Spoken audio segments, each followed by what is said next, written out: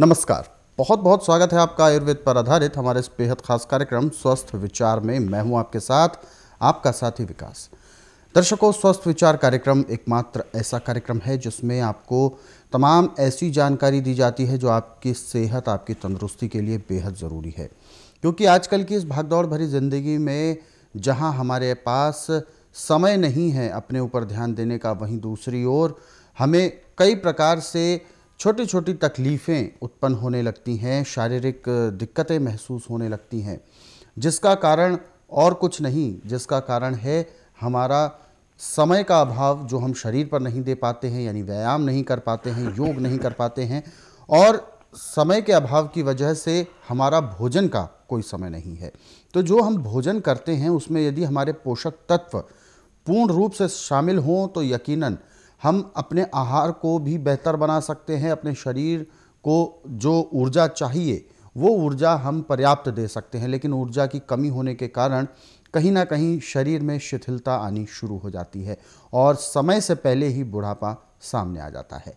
लेकिन ऐसा किसी के साथ ना हो, इसलिए हम ये कार्यक्रम लेकर आते हैं। इस कार्यक्रम के माध्यम से हम एक जागरूकता का काम करते हैं, आप सभी के अंदर एक जागरूकता उत्पन्न करते हैं ताकि आप अपने ऊपर ध्यान दे पाएँ, अपनी तंदुरुस्ती, अपनी सेहत को सकुशल रख पाएँ। और इन सभी विषयों में हमारा मार्गदर्शन करते हैं जाने माने आयुर्वेद के ज्ञाता गायत्री सिद्ध पंडित श्री लक्ष्मण दास रतन भारद्वाज जी। चलिए सबसे पहले गुरु जी का स्वागत करते हैं, कार्यक्रम की शुरुआत करेंगे। गुरु जी नमस्कार। दर्शकों, अक्सर हमारे शरीर में परिवर्तन होना शुरू होता है। अक्सर हमें स्वयं को नहीं पता चलता कि क्या परिवर्तन आ रहा है, लेकिन जब हम ध्यान नहीं देते हैं तो ऐसे में वो परिवर्तन धीरे धीरे किसी न किसी समस्या के रूप में हमारे शरीर में रोग बन जाता है और ऐसे में उसके बाद पछताने के अलावा हमारे पास कुछ नहीं बचता। फिर हमें शुरू करना पड़ता है इलाज का एक सिलसिला। इलाज में धन तो व्यय होता ही है, साथ ही साथ समय भी बहुत नष्ट होता है। इस कार्यक्रम के माध्यम से हम आप सभी से यही बताना चाहते हैं, यही जागरूकता लेकर आना चाहते हैं कि जो भी व्यक्ति इस कार्यक्रम से हमारे जुड़ता है, हमारे इस कार्यक्रम को रोज़ाना देखता है, जो भी नियम, जो उपचार आपको बताए जाते हैं, उनको यदि अपने दिनचर्या में शामिल करते हैं तो यकीन माने आपको किसी भी प्रकार का रोग, शारीरिक कष्ट या किसी भी तरीके का परेशानी नहीं होगी, बल्कि आपका शरीर ऊर्जावान रहेगा। बहुत अच्छे से आप अपने दिनचर्या को अच्छे से बिता पाएंगे। लेकिन ये सब होगा तब जब आप इस कार्यक्रम से जुड़ेंगे। और इस कार्यक्रम में यदि आप कोई अपने शारीरिक कष्टों को लेकर सवाल पूछना चाहते हैं तो सीधे तौर पर आप अभी जुड़ सकते हैं। फ़ोन उठाएं, हमें कॉल करें या आप हमें व्हाट्सएप के ज़रिए संदेश भी भेज सकते हैं। आगे बढ़ते हैं कार्यक्रम में और शुरू करते हैं आज के इस नए विषय पर चर्चा। गुरु जी, आज के इस अंक में हम बात करने जा रहे हैं आलस्य को लेकर। आलस्य का दूसरा नाम कामचोरी कहा जाता है। अक्सर ऐसा देखा जाता है कि किसी व्यक्ति को कोई काम दिया, किसी काम करने के लिए बताया गया, तो उसके बाद वो काम बहुत डिले होता है, यानी बहुत लेट होता है, या इवन वो नहीं भी हो पाता है। तो ऐसे में उस व्यक्ति की हम किस तरीके से कमी को जान पाएं, या कि भाई वो आलस कर रहा है तो क्या ये वास्तव में किसी रोग की निशानी है? आयुर्वेद में इसको किस नज़रिए से लेते हैं आप? देखिए, काम चोर एक बहुत बड़ा रोग है। अच्छा। जब आपके शरीर के अंदर की जो ताकत वाली नसें हैं जो काम करने को मजबूर करती हैं, उनके अंदर सिकुड़न पैदा हो जाती है, तो आदमी एक किस्म का मिट्टी का माधो बन जाता है जी। ना तो उसका खाने में मन, ना उसका काम करने में मन, बस उसका बैठे रहने में, सुस्ती में आंखें बंद करके जी रहता है। और आज इसका पूरे संसार के अंदर बिल्कुल भी मेडिकल साइंस के पास इलाज नहीं जी।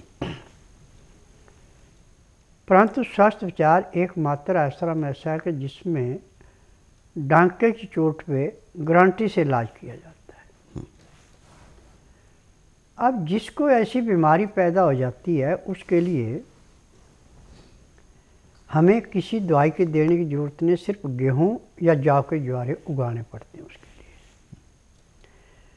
लिए। यदि आपके पास छायादार ज़मीन है तो वहाँ पे ज़मीन के अंदर छोटे छोटे गड्ढे कर लें, गड्ढे करके उसके अंदर मिट्टी और खाद मिला के प्रतिदिन एक गड्ढे में 100 दाने गेहूं के या जौ के बीजते जाएं और ऐसे लगातार आप 10 से 12 गड्ढे बनाएंगे। पहले गड्ढे में जो आपने गेहूं या जौ बीजे वो तीसरे या चौथे दिन बाहर आ जाएंगे, उग जाएंगे। उगने के बाद उनमें हल्का सा पानी का छिड़काव करते रहना, यानी उसमें ज़्यादा आपका 50 ग्राम पानी खर्च आएगा, ज़्यादा नहीं। जैसे बारिश होती है ऐसे बोतल में पानी भर के बोतल में सुराख कर दिए, ढक्कन में 5-4, उससे भी आप पानी का स्प्रे कर सकते हैं। 10 दिन में वो पेड़ लगभग 8 से 10 इंच ऊंचे हो जाते हैं। अब इनमें से 40 पेड़ सुबह और 40 पेड़ शाम को गिन करके निकालने हैं जड़ों के साथ। फिर पानी से अच्छी तरह धो के जड़ें तो काट के फेंक देनी। अब उन पेड़ों को अच्छी तरह सिलबट्टे पे डोरी डंडे से मिक्सी में ग्राइंड करें, पीसे, और उसमें 150 से 125 ग्राम पानी हल्का गर्म मिला दें और उसको छान करके उस पानी को पीने में आप कम से कम आधे घंटे का समय लगाएं। बिल्कुल छोटे छोटे घूंट लेके सिप सिप करके पीना है। पहली खुराक लेने के बाद आपकी आँखों में जो आलस था उसमें कमी आएगी। जो आंखें बंद करके सोने को मन करता था वो नहीं करेगा। दूसरे टाइम पे लेने से एक तो आपको रात को नींद अच्छी आएगी और सुबह आपकी 4 बजे आँख खुल जाएगी और पेट एकदम ऐसे साफ होगा जैसे सिर के ऊपर से बोझ फेंका।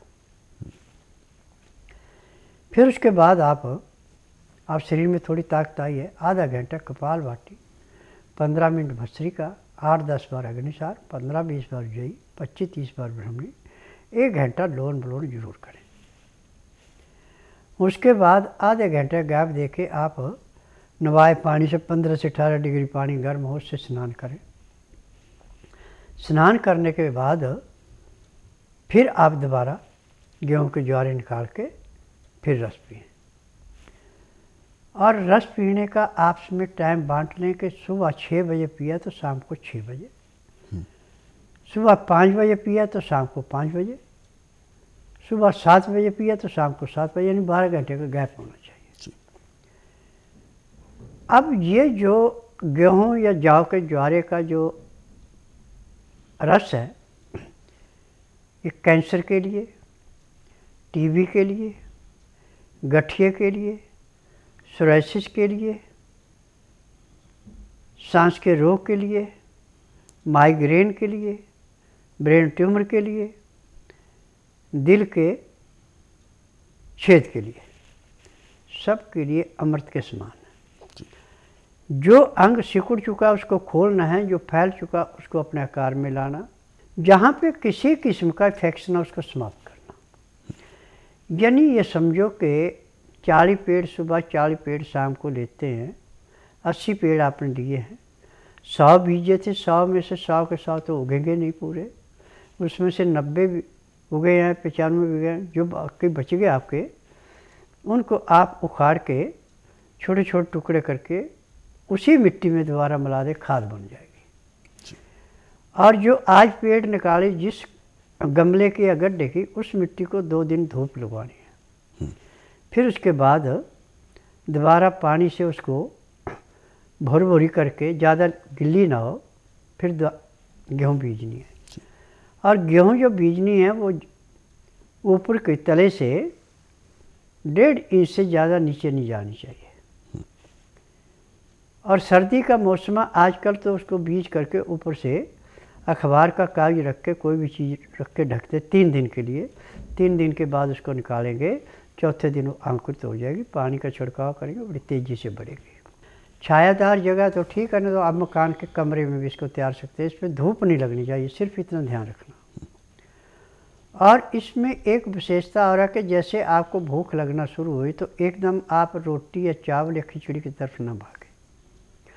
उस टाइम आप मूंग और मोठ दोनों बराबर मात्रा में लेके, और चाहे आप 1 किलो किलो लें, चाहे 2-2 किलो लें, चाहे 3-3 किलो लें, अजवाइन उसमें 50 ग्राम भून करके, 100 ग्राम अलसी, 100 ग्राम तिल भून के उसमें मिला के तब उसका आटा पिसाना। और जो आटा पिसाना है वो भी ज़्यादा बारीक नहीं करना, जैसे नदी के किनारे का रेता हाथ में लेके सरकता है ऐसे सरकता होना चाहिए। फिर जब आपको भूख लगे तो इस आटे की रोटी नहीं बनानी। 15 दिन तक आपने आटे को जितनी को भूख है उतना का आटा लेके तवे पे या कढ़ाई में थोड़ा भून लिया बिना घी तेल के। और जब वो अच्छी तरह भुना गया धीमी आंच पे, तो उसको यदि सोयाबीन का दूध आप बना सकते तो उससे, या नहीं तो गाय का दूध लें या बकरी का, उसमें घोल के पी लें तो आपका लीवर भी पूरा काम करेगा, पैंक्री पूरी इंसुलिन बनाएगी, पित्ते का तेजाब नॉर्मल आएगा, गुर्दे उसको स्वीकार करके खून टट्टी पेशाब जो लग लग करेंगे, तिल्ली को मिलेगा, तिल्ली स्वीकार करके दिल को देगी, तो आपकी काम चोरी ऐसे समाप्त होगी जैसे जलती अग्नि में पतंगा नष्ट होता है। अब आप 8 घंटे के बजाय 10 घंटे भी काम करते आपको थकावट नहीं होगी और भूख भी आपको इतने ज़ोरों से लगेगी कि आपको बर्दाश्त करने की हिम्मत नहीं रहेगी। जब भी ऐसी भूख लग जाए तो उस टाइम ज़्यादा भूख को कंट्रोल करने के लिए प्याज, अदरक, लहसुन तीनों चीज़ें लें, उसका सलाद बना लें, उसमें हल्का सा काला नमक, काली मिर्च और नींबू का रस डाल के उसको चबा के खाएँ अच्छी तरह। और इतने में अपने उस आटे को दोबारा तवे पे या कढ़ाई में भून करके, और दूध है तो सोने पे सुहागा, नहीं तो पानी में भी घोल के उसको पी सकते हैं। और उसके टेस्ट के लिए नमक नहीं डालना उसमें शहद डाल सकते हैं, कुज्जा मिश्री डाल सकते हैं, बिना मसाले की शक्कर मिला सकते हैं ताकि आपको खाने में टेस्टी भी लगे जी। यदि आप इस क्रिया को करते हैं तो दुबला पतला शरीर भी बिल्कुल स्वस्थ हो जाता है। हमारी शरीर की रचना है कि जितने इंच आपकी लंबाई उतने किलो वजन चाहिए, ना उससे कम चाहिए ना उससे फालतू चाहिए। वजन बढ़ता है मैदे की चीज़ें खाने से, छने हुए आटे से, धुली हुई दालों से, छिली हुई सब्जियों से, Pepsi, Limca, bread, biscuit, paratha, इनसे वजन दिन दुगने रातें चौगुने बढ़ता है, जिसका अंदर से लीवर पूरा काम नहीं करता। अब शरीर को स्वस्थ रखने के लिए हर एक अनाज का छिलका, हर एक दालों के छिलके, सब्जियों के छिलके, यदि इसी के साथ आप बनाते हैं तो मैं दावे से कह सकता हूं कि आपको कोई रोग नहीं होगा। आपको हॉस्पिटल, नर्सिंग होम, डॉक्टर, नर्सें मिलेंगी, परंतु आपको रोग ही नहीं मिलेगा। क्योंकि मैं हर एक चीज़ को ऐसे परखता हूँ जैसे पत्थर पे कोई लकीर खींच दी, अब उस पत्थर को तोड़ते जाओ जब तक उसका चूरा नहीं होगा वो लकीर ऐसे आपको दिखाई पड़ती है। ऐसे हर एक रोग को समाप्त करने के लिए स्वस्थ विचार के जो नुस्खे हैं वो हर एक रोग को ऐसे समाप्त करते हैं जैसे जलती अग्नि में पतंगा नष्ट होता है। मेरा नाम कमलेश है। जोड़ों के दर्द की दवाई खा रहे थे, आराम नहीं मिल जाता था, फिर हो जाता था। ज़्यादा सर्दी होती थी तब आ जाता और ज़्यादा गर्मी होती थी तो आ जाती थी। और यहाँ में बाबा जी का पता लगा, टीवी में हमने प्रोग्राम देखा, उसके बाद हम यहाँ आए तो हमने यहाँ से नवज नाड़ी दिखाई और हमारे को अब यहाँ से 15 दिन हो गए आए हुए, आराम मिला। 15 दिन की दवाई खाई, अब मेरे को बिल्कुल आराम है जी, बिल्कुल ठीक हूँ। मेरा नाम विपिन कुमार है, द्वारका सेक्टर 1 से आया हूँ। मेरे सर में मतलब नज़ला जमा हुआ था, मैं उसकी वजह से काफ़ी परेशान रहता था। मैंने एलोपैथिक में काफ़ी 15-16 साल इलाज कराया, मुझे इससे कोई आराम नहीं पड़ा। अब मैंने गुरुजी के यहाँ से ट्रीटमेंट शुरू करा है, मुझे 2 महीने होने को है और मुझे लगता है मुझे 50-60% आराम हुआ है। और मुझे लगता है कि मैं गुरुजी के यहाँ से अभी 10-15 दिन और दवाई खाऊंगा तो मुझे पूरा 100% आराम लग जाएगा। आगे बढ़ते हैं कार्यक्रम में। दर्शक हमारे साथ जुड़ गए हैं लाइन पर, आइए उनसे बात करते हैं। हेलो, नमस्कार, क्या नाम है आपका? कहाँ से बात कर रहे हैं आप? हम कर रहे हैं कालका से, जी गुरुजी सुन रहे हैं आपको, बताइए क्या सवाल है आपका। आंख की रोशनी कम है जी। देखिए, मैं नाड़ी वैद्य हूँ, ना तो आपने कागज पत्तर लाना, ना मुंह से बोलना, ना कोई टेस्ट रिपोर्ट लानी। यहाँ का नियम है कि बुधवार की मैं छुट्टी रखता हूँ, गुरुवार से लेकर मंगलवार तक नाड़ी परीक्षण करता हूँ। जिस दिन आपने मेरे पास आना उस दिन रात्रि 10 बजे तक खा पी के दातन कूड़ा खुरा के बड़ी इलायची मुँह में चूसने के लिए दे दें। सुबह 9 से 10 के अंदर इनका नामकरण कराना। 10 से 12 में नाड़ी परीक्षण करूँगा। नाड़ी परीक्षण में मैं बोलूँगा कि आपको तकलीफ़ है, आपको बोलने की ज़रूरत नहीं पड़ेगी। फिर उसके बाद आपको परहेज बताए जाएंगे, दवाइयाँ लिख दी जाएंगी। यदि आप परहेज कर लेंगे, दवाई लेंगे, तो जिस दिन आएंगे उसी दिन कम से कम 10% आराम तो ज़रूर मिलेगा। और 15 दिन की दवाई से परहेज करेंगे तो 50 से 60% आराम मिलेगा। 1 महीने में रोग समाप्त होगा, चाहे कितना पुराने से पुराना है। परंतु एक बात का ध्यान रखना कि औरतों के लिए कमीज़ सलवार पहनना अति आवश्यक है। कहीं साड़ी पहन के या पैंट पहन के आएंगे तो मैं ना नाड़ी परीक्षण करूँगा ना दवाई दूँगा। और सलवार जो पहननी और नाड़े वाली पहननी, खुली मोरी की पहननी, वो भी टाइट नहीं पहननी, तो यहाँ पे दवाई मिलती है। और जो औरतें साड़ी बांध के आती हैं या पैंट पहन के आती हैं या नाड़े की जगह पर जिसने प्लास्टिक डाल रखा है, उनका नाड़ी परीक्षण जैसे करते हैं और नब्ज में आ जाता है कि देखिए इसमें प्लास्टिक है, कमर में नाड़ा नहीं है, तो उसको भी दवाई नहीं देते। तो इस बात पे विशेष ध्यान देना। आगे बढ़ते हैं कार्यक्रम में और अगले सवाल की ओर रुख करते हैं। अगला सवाल डिम्पल जी ने भेजा है। इन्होंने अपने बच्चे के लिए सवाल पूछा है। उम्र 32 वर्ष की है बच्चे की और कहते हैं कि फैटी लीवर की समस्या तो बहुत ज़्यादा है और साथ ही साथ जब टेस्ट कराए हैं तो उसमें किडनी में भी प्रॉब्लम बताई है डॉक्टर्स ने। देखिए, जिसका फैटी लीवर होगा उसकी किडनी तो ख़राब होगी। जैसे गाड़ी के इंजन में क्रैंक के ऊपर पिस्टन यदि पूरा काम कर रहे हैं, उनको पूरी खुराक मिल रही तो गाड़ी दौड़ती है, ऐसे हमारा लीवर है। यदि लीवर की पाचन शक्ति खराब होगी तो उसके साथ गुर्दे तो खराब होते हैं। और इसका इलाज आज पूरे संसार के अंदर मेडिकल साइंस के पास बिल्कुल नहीं है। ये तो मैं डंक की चोट पे कहता हूँ, क्योंकि मेरे पास जिसको हफ्ते में 2 बार डायलिसिस होता है, जिस दिन वो मेरे पास आता है उसी दिन डायलिसिस बंद हो जाता है। और जिनको फैटी लीवर होता है और डॉक्टर दवाइयाँ देते हैं तो कहते हैं कि आखिरी सांस तक दवाई खानी पड़ेगी, दवाई लेट नहीं होनी चाहिए। परंतु स्वास्थ्य विचार में जिस दिन आएंगे उसी दिन फैटी लीवर में कम से कम 10 से 15% आराम मिल जाएगा और 1 महीने में फैटी लीवर अपने स्थान पे आ जाएगा, कोई तकलीफ नहीं रहेगी। और जो गुर्दे में किसी किस्म की कमी थी वो भी समाप्त हो जाएगी। यहाँ पे किसी रोगी को कागज पत्तर नहीं लाना पड़ता, मुंह से नहीं बोलना पड़ता, कोई टेस्ट रिपोर्ट नहीं लानी पड़ती। यहाँ का नियम है कि जिस दिन आना उस दिन रात्रि 10 बजे तक खा पी के दातन कूड़ा करके बड़ी इलायची मुँह में रख के चूसते रहना। सुबह 9 से 10 के अंदर अपना नामकरण कराना। 10 से 12 में नाड़ी परीक्षण करता हूँ। नाड़ी परीक्षण में पैर के तलवे से सिर के बाल तक की MRI, CT scan, x-ray, ultrasound, ECG, sonography सब कुछ 5 सेकंड में हो जाता है। उसके बाद दवाइयाँ खाने की हैं, दवाइयाँ पीने की हैं, मालिश करने के तेल हैं, आँख में, नाक में, कान में डालने की दवाइयाँ हैं। यदि दवाइयाँ नियम से लेते हैं, परहेज करते हैं, तो जिस दिन रोगी आता है उसी दिन 10 से 15% आराम भी मिल जाता है।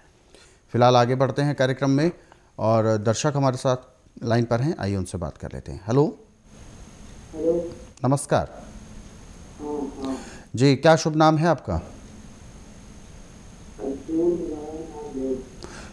सवाल पूछिए, क्या प्रश्न है आपका वो बताइए।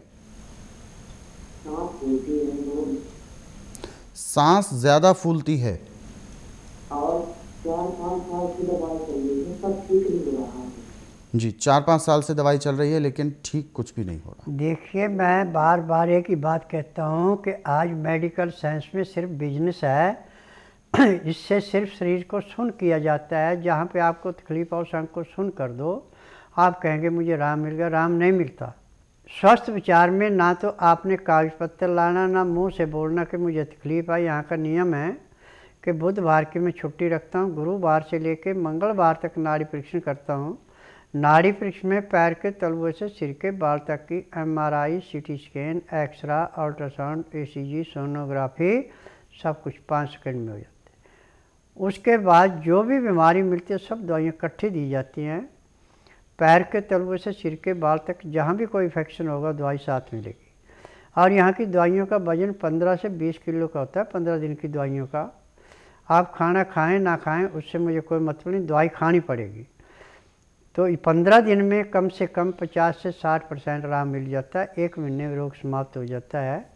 और जिसका सांस फूला हुआ है, जिस दिन मेरे पास आता है उसी दिन सांस फूलना बंद हो जाता है। क्योंकि सांस की नाली में, फेफड़ों में जब बलगम सूख जाता है, फेफड़ा पूरी ऑक्सीजन लेता तो जाके ये बीमारी पैदा होती है। तो जब आँख में नाक में दवाई डाली जाएगी तो नज़ला ऐसे पिघलेगा जैसे अग्नि के पास घी पिघलता है। जब वो नज़ला पिघलेगा, लैट्रिन बाथरूम के द्वारा बाहर आएगा, आपका सांस फूलना बंद हो जाएगा।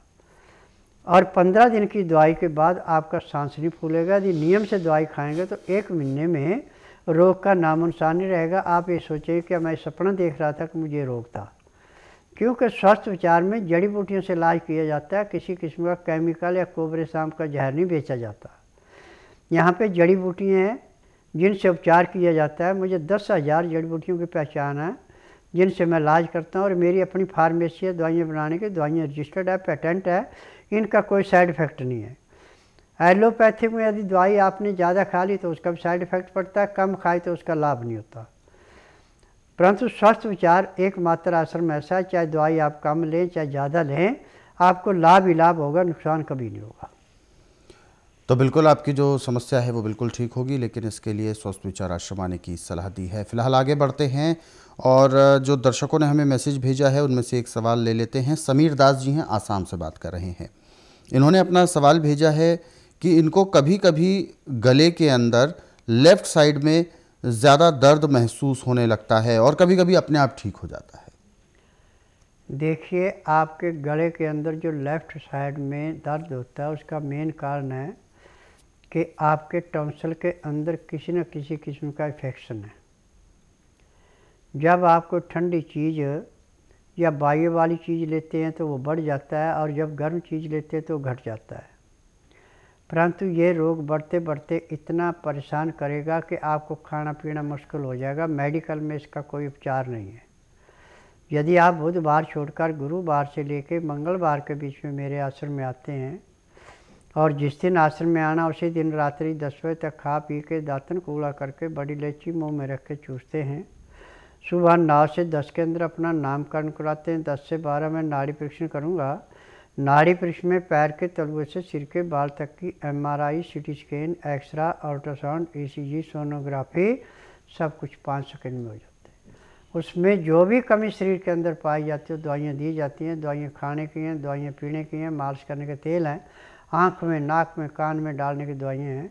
इन दवाइयों की विशेषता है कि कहीं भी शरीर में कोई भी रोग है उसको ऐसे समाप्त करती हैं जैसे जलती अगली में पतंगा नष्ट होता है। क्योंकि दवाइयाँ जड़ी बूटियों से हैं। जड़ी बूटियाँ हैं, पेड़ पौधों की छालें हैं, पत्ते हैं, फल हैं, फूल हैं। और मेरी अपनी फार्मेसी जिसमें दवाइयाँ बनाते हैं, मैं किसी की बनी बनाई दवाइयाँ नहीं बेचता। और इन दवाइयों की विशेषता है कि एक खुराक लेने के 10 सेकंड के अंदर दवाई अपना असर दिखा देती है। बिल्कुल, तो रोग भी समाप्त होगा और जल्द से जल्द आपके जो समस्याएं हैं उनमें आपको राहत मिलेगी। ऐसे में आपको स्वस्थ विचार आश्रम आने की सलाह दी है। दर्शकों, स्वस्थ विचार आश्रम आने से पहले कुछ नियम हैं जिनका ध्यान रखना आपको बहुत ज़रूरी है। नुस्खे और उपचार विशेष तौर पर आप पढ़ना चाहते हैं, समझना चाहते हैं तो स्वस्थ विचार पुस्तकों के ज़रिए भी आप पढ़ सकते हैं। इन पुस्तकों को यदि आप अपने घर पर कोरियर या डाक के माध्यम से मंगवाना चाहते हैं तो हेल्पलाइन नंबर्स जो आपकी टीवी स्क्रीन पर दिखाई जा रही हैं इन पर आप कॉल करें। दिन में आपको कॉल करना है सुबह 10 बजे और शाम को 5 बजे के बीच में। और हमारे इन कार्यक्रमों को यदि आप अपने सरल सुविधाजनक समय पर देखना चाहते हैं तो यूट्यूब के ज़रिए देख सकते हैं। हमारा यूट्यूब चैनल स्वस्थ विचार सेहत की बात, इस यूट्यूब चैनल को आप सर्च करें, सब्सक्राइब करें और इन कार्यक्रमों को ज़रूरतमंदों तक शेयर ज़रूर करें। फिलहाल वक्त इशारा कर रहा है विराम देने का। गुरुजी, आपने कीमती मार्गदर्शन दिया, आपका बहुत बहुत धन्यवाद। नमस्कार। दर्शकों, आज के इस विशेष कार्यक्रम में बस इतना ही। आप सभी लोग स्वस्थ रहें, निरोगी रहें। इन्हीं शुभकामनाओं के साथ हम आपसे लेंगे इजाज़त। अगले अंक में आपसे फिर होगी मुलाकात एक नए विषय के साथ। तब तक के लिए मुझे दीजिए आज्ञा। नमस्कार।